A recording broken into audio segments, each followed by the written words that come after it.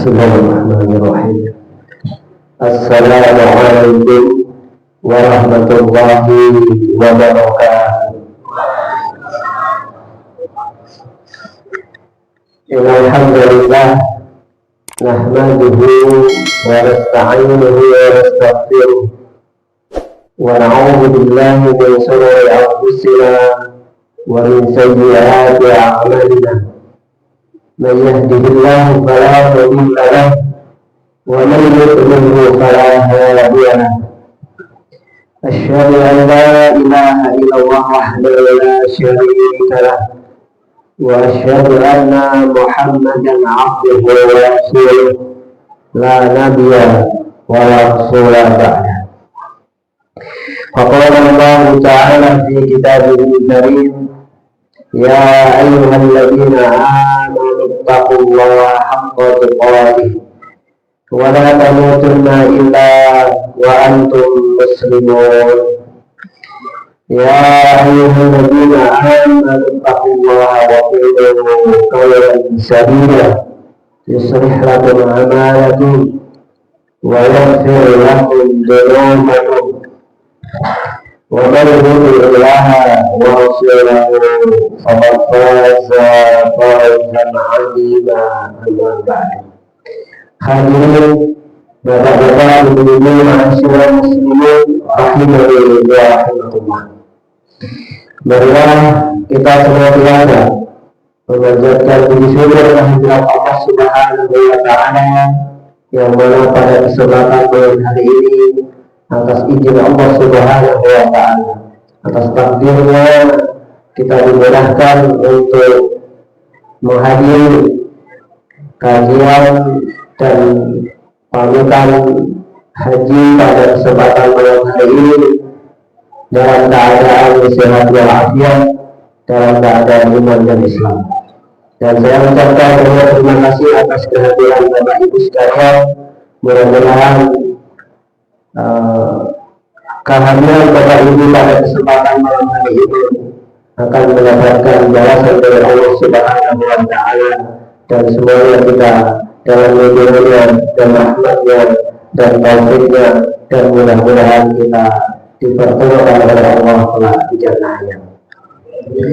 Salawat dan salam senantiasa kita curahkan kepada junjungan kita Muhammad sallallahu alaihi wasallam, kepada keluarganya, sahabatnya, dan orang-orang yang senantiasa mengikuti jejak dan zaman ini.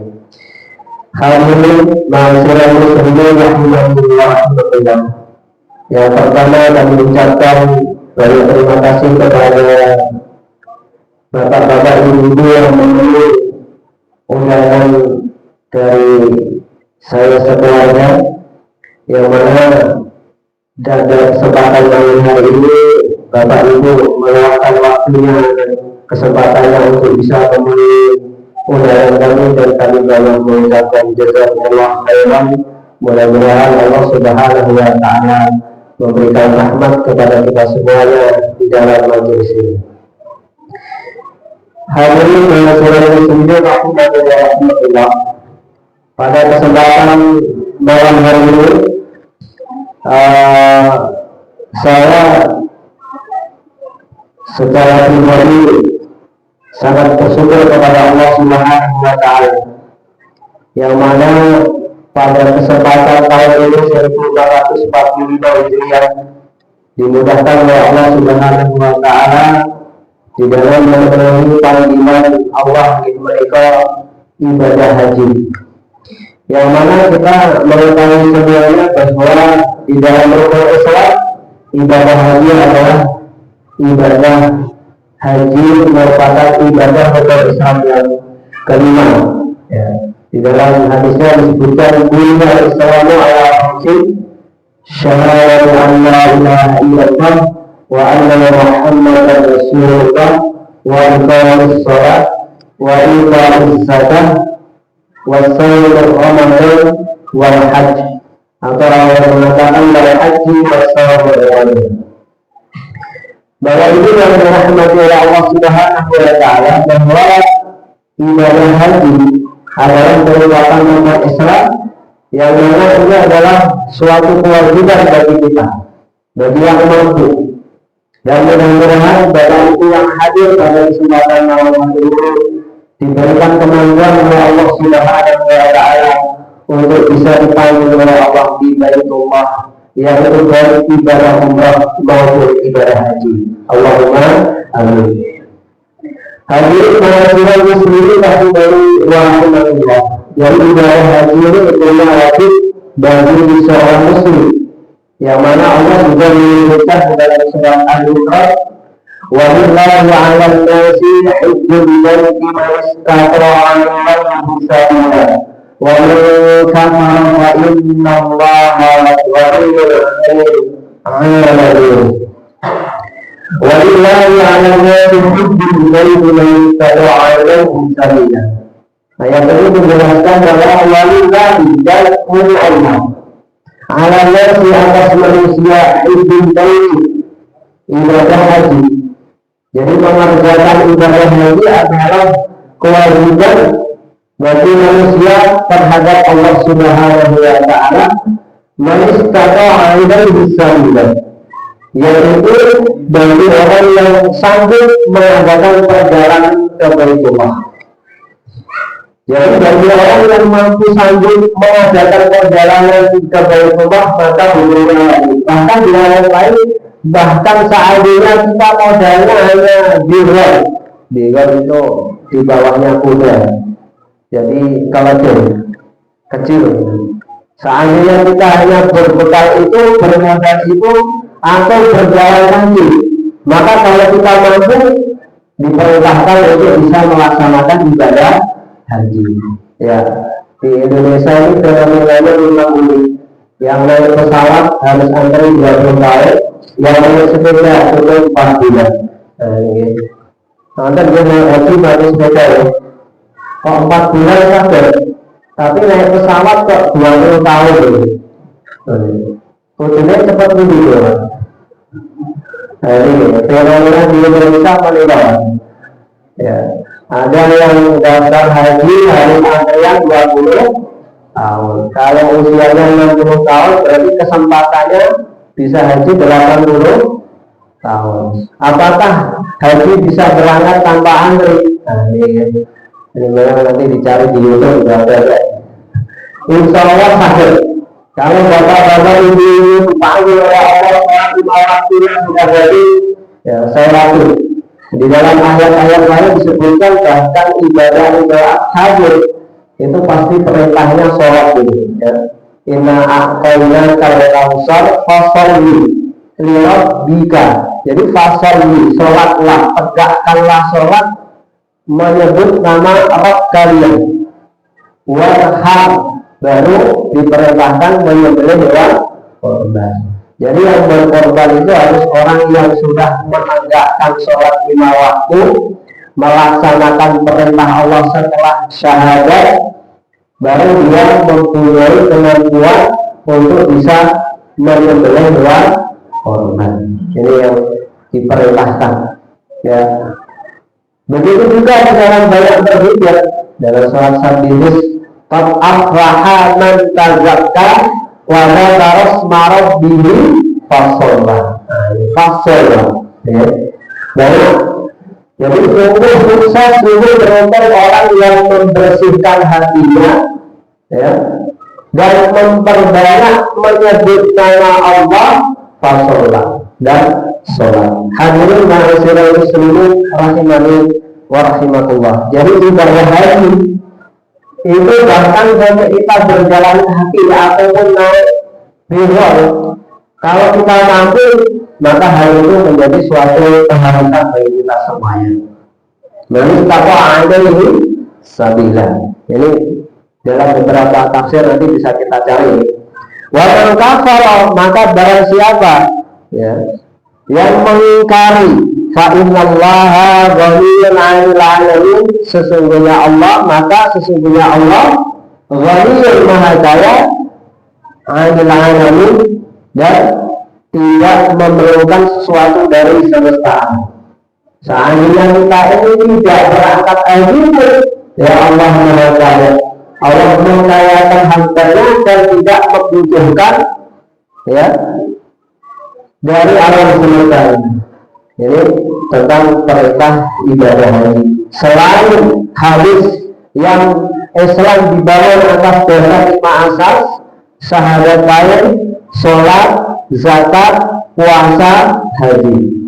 Dan haji ini adalah suatu ibadah yang afdal, dan bahkan di dalam hadisnya disebutkan man al hajj falan yuhajj wa sawa'un 'alaihi mata yahudiyyan aw nasraniyyan. Barang siapa yang mampu berhaji namun tidak berangkat haji, maka sama saja apakah dia mati sebagai seorang Yahudi atau sebagai seorang Nasrani. Hadis riwayat Ibnu Katsir dalam tafsirnya, disahihkan Hafidz Al-Hakami dalam Ma'arijul Qadir. Jadi kalau kita ini mampu berhaji, mempunyai potensi untuk mampu berhaji, entah kita haji menjual sawah, atau haji jual mobil, atau haji jual rumah, nanti kita tinggal di mana? Ya.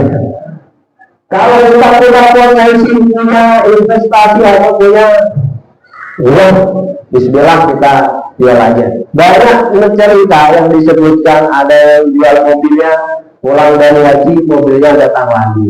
Ini juga ada. Yang nggak datang juga enggak, karena nggak beli mobil lagi. Ya. Aduh, kita yakin bahwa itu bahwa kalau kita ingin melaksanakan perintah Allah, sebagaimana Siti Hajar ini nggak jadi panutan haji. Siti Hajar itu ketika ditinggal oleh Nabi Ibrahim, maka Allah memberikan perintah kepada kita bahwa tidak ada suri tauladan di muka bumi ini yang patut kita ikuti kecuali 2 tokoh, yaitu Nabi kita Muhammad Sallallahu Alaihi Wasallam. Yang kedua adalah Nabi Ibrahim Khalilur Rahman. Ya, karena Nabi Ibrahim ini Khalilullah, kekasih Allah. Kalau sudah kekasih Allah, ini luar biasa. Karena apa? Saking taatnya beliau. Ya, bahkan ketika Siti Hajar ini ditinggal oleh Nabi Ibrahim di tengah padang pasir yang tidak ada kehidupan. Ya, di padang pasir yang tidak ada kehidupan, di bawah gunung-gunung, berarti di lembah. Jadi Ka'bah itu letaknya itu di lembah. Ya, kanan kirinya adalah gunung. Gitu. Kalau kita ke Masjidil Haram itu pasti kalau mau ke Makarim naik, ya, kamu Aziziyah itu naik, kalau ke Misfalah itu agak turun, ya. Kemudian kalau ke Jarwah, ya, jadi sudut-sudutnya saya nggak hafal, itu selatan, utara, atau mana. Ya, kita telah menelusuri semua yang kemarin di Jarwah maupun di Misfalah, Aziziyah, juga di daerah Ajian Makarim yang lurus langsung. Nah, di situ semuanya rendah. Maka ketika Siti Hajar ini ditinggal oleh Nabi Ibrahim dalam kondisi melahirkan Ismail, ada yang mengatakan ya sudah melahirkan, itu ditanya Ibrahim, ya Ibrahim, begitu teganya engkau meninggalkan diriku di lembah yang tidak ada tanda-tanda kehidupan, sedang aku mau melahirkan anakmu, gitu ya. Maka Siti Hajar menanyakan lagi, apakah engkau meninggalkanku ini karena atas perintah Allah Subhanahu wa Ta'ala atau tidak? Nah, ini pertanyaan yang luar biasa dari Siti Hajar. Maka Ibrahim mengatakan, na'am, iya, ini perintah Allah Subhanahu wa Ta'ala.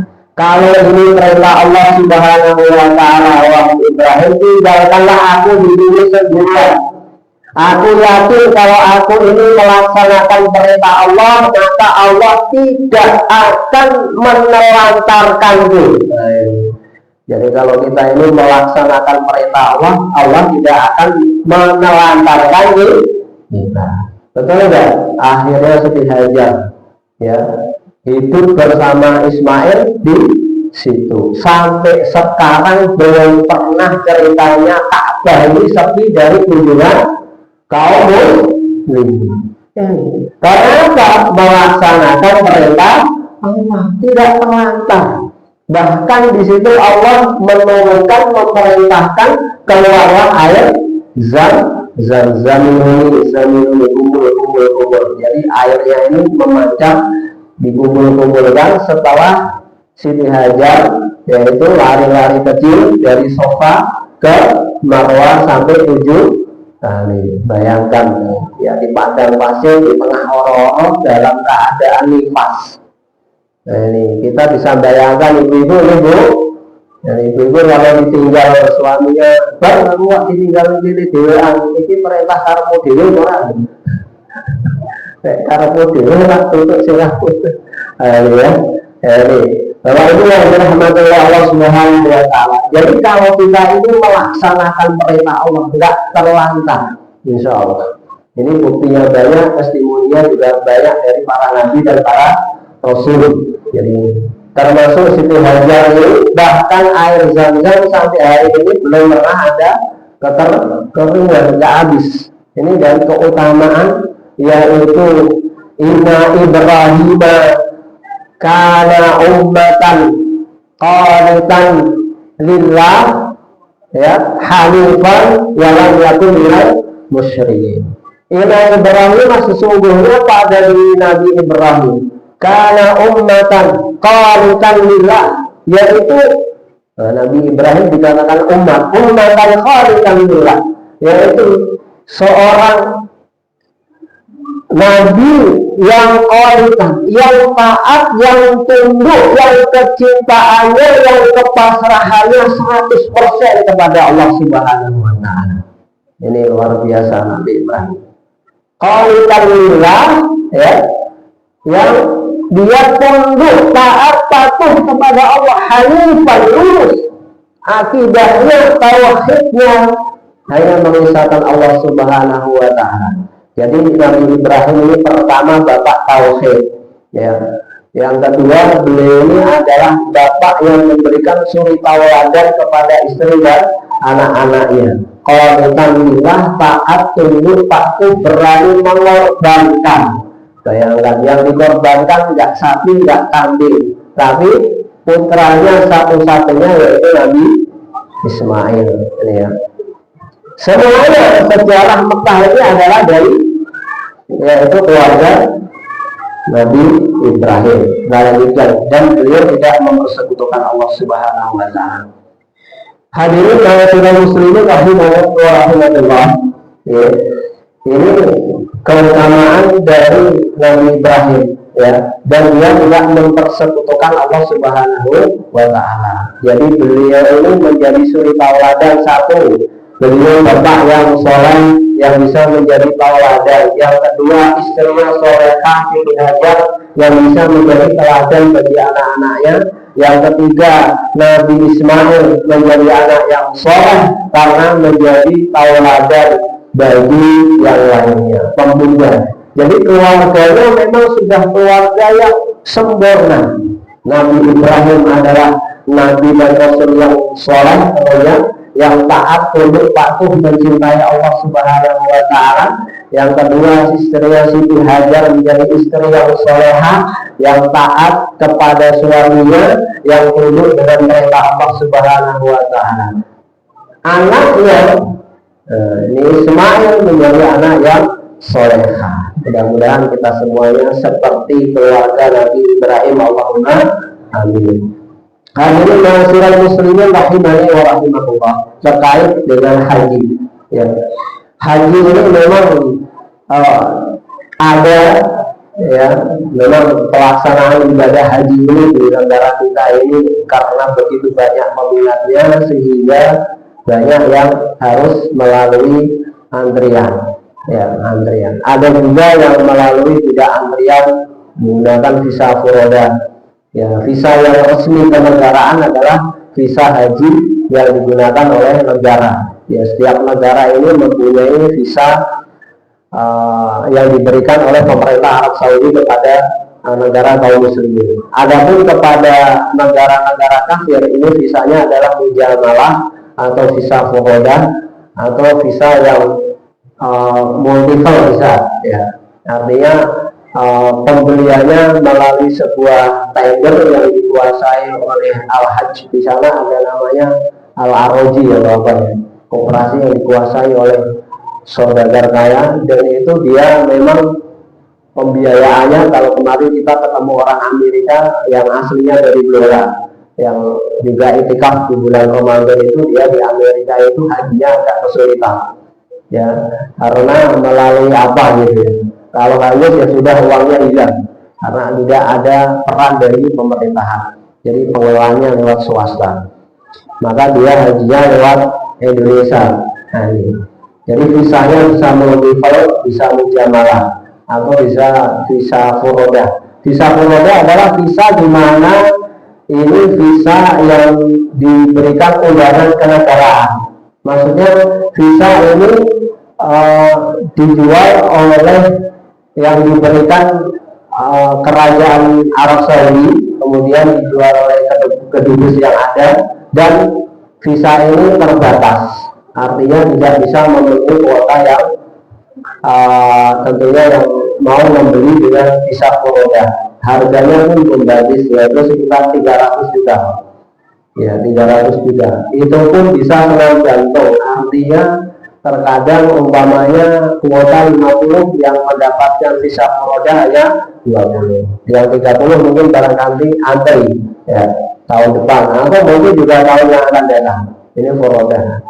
Yang kemudian ada visa saksiah ziarah, yang mana visa ini undangan kita berkunjung kepada orang yang mengundang kita, yaitu orang Arab saya yang mempunyai iqamah untuk bisa mengundang kita.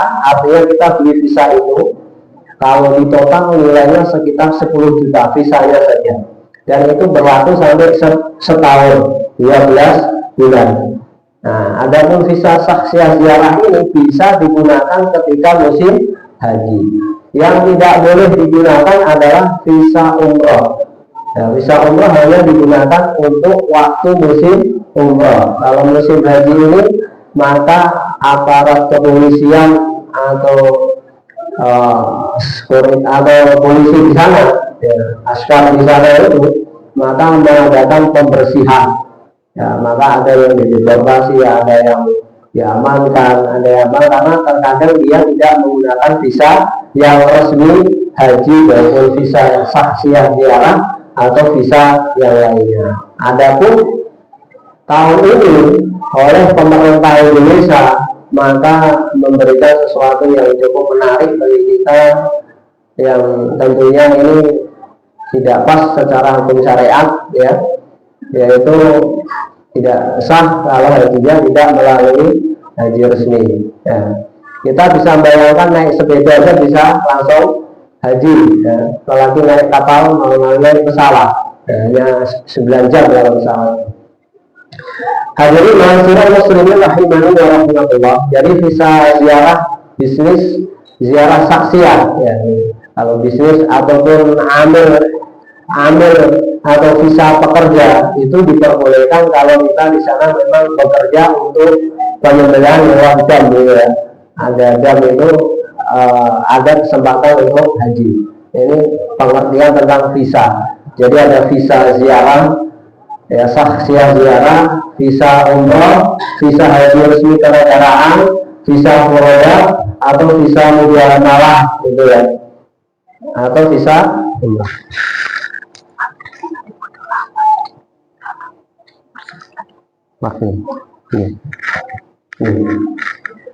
Itu beberapa ini dirahmati oleh Allah. Jadi ini sekedar informasi tentang visa. Adapun saya ini menggunakan visa saksiah ziarah ya. Visa saksiah ini kemarin ketika kita bersama kawan-kawan umrah di 10 hari terakhir di bulan Ramadan, kita ditawari untuk gimana langsung aja haji ya. Wah, kita enaknya pulang dulu, nanti setelah pulang kita berangkat lagi. Tapi modalnya besar gimana? Ya bismillah lah kita. Nanti kalau ada rezeki kita ambil. Jadi kita juga mendadak itu di akhir Syawal itu kita kemudian beli visa saksiah ziarah itu, kemudian ada biometrik ya, kurang lebih 2 pekan kita menunggunya, dan alhamdulillah ini sudah turun visanya dan paspornya sudah siap. Dan insya Allah kita Jumat malam berangkat. Saya mohon maaf, mohon doa restu dari Bapak Ibu sekalian, ya, mohon doa restu, mudah-mudahan Allah Subhanahu wa Ta'ala memberikan kemudahan keberangkatan haji saya. Mohon maaf kepada istri juga, saya baru bisa sendirian karena ini istilahnya haji saksia ini bisa tergantung pembayarannya. Kalau pembayarannya bisa 185 juta ya fasilitasnya bisa bintang yang kita inginkan. Insya Allah tidak bintang kecil, ya, entah bintang 5 atau bintang kejora atau bintang 7 ini nggak ada ya. Ya, jadi bisa 175 juga bisa. Ya, karena tergantung hotel. Hotelnya juga bisa menggunakan hotel yang tasreh. Kemudian di sana kita ini bisa membeli tasrehnya untuk bisa masuk ke Arafah.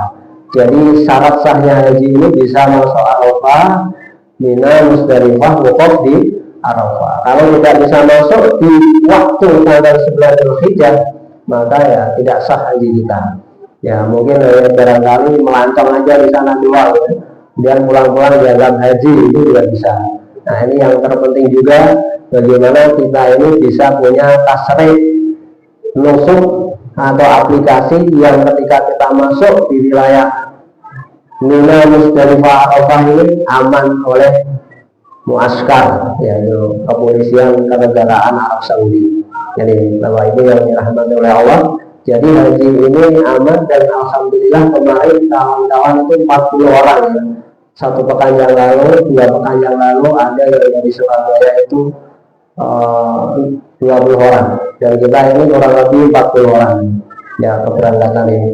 Dan saya mohon doa restunya ya dengan kehadiran Bapak Ibu ini yang pada kesempatan malam hari ini kita meminta doanya, mohon doa restunya, mudah-mudahan perjalanan haji saya dimudahkan oleh Allah Subhanahu wa Ta'ala, lancar di sana, tidak ada halangan, bisa melaksanakan rentetan ritual ibadah haji, dan hajinya syah mabrur, al-hajju al-mabrur laisa lahu jaza ilal jannah. Haji yang mabrur tidak ada balasan kecuali jannah. Dan mudah-mudahan Bapak Ibu yang hadir pada kesempatan malam hari ini semuanya dimudahkan dengan niat yang benar-benar tulus ikhlas untuk dimudahkan bisa umrah maupun melaksanakan ibadah haji.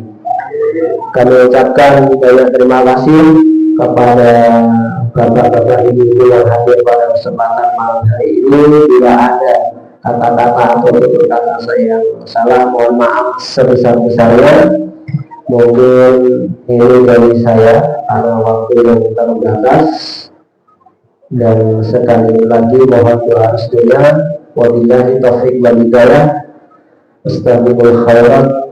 Wassalamualaikum warahmatullahi wabarakatuh.